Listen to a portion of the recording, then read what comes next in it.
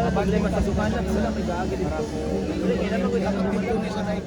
Dito ba? Kung may gagi dito. Ang ilahog na sir, mapasi sila na makliran sa kanya.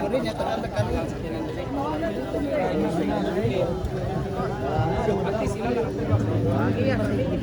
Ha? Sagan.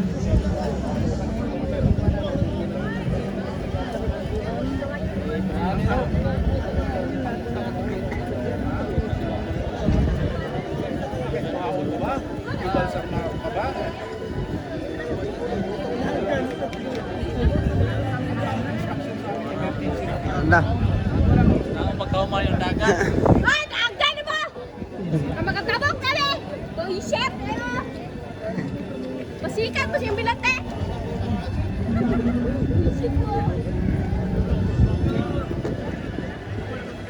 Atras sabi, atras. Mata sa tabi, mata sabi.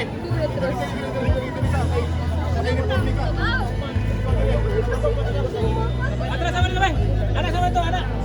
Kailan ba? Alas 6. Naan ka daghan na stranded karon diya sa linyanan ni. Lagi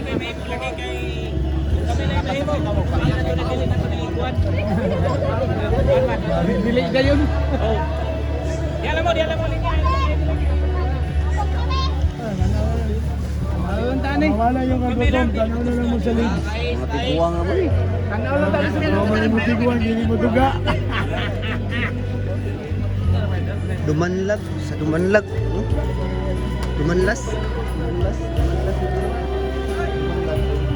Ay, dumalag. Kanto, pre. Pre.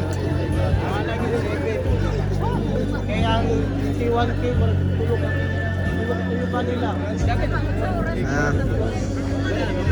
Dagan-dagan po dahil nanagan karon guys. So, ang problema lang kay diya sa Dumanlas dili kaagi palusot diya sa kwan. Mao nga stranded ang mga resident dito sa sulod ug pagawas. So, halo-halo mga estudyante gikan sa trabaho.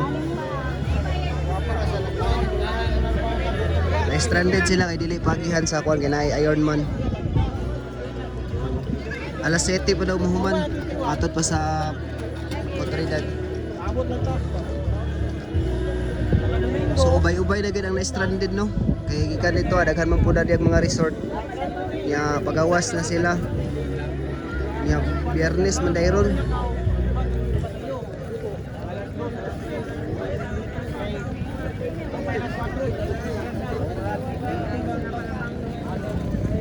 Eh, paano ba yung diri na area? Bicycle course. Secret ko kayo, nga dito na.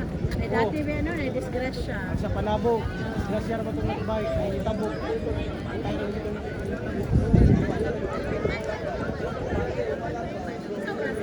Panab, kids, murag dito ra to banda, 5 kilometer lang to.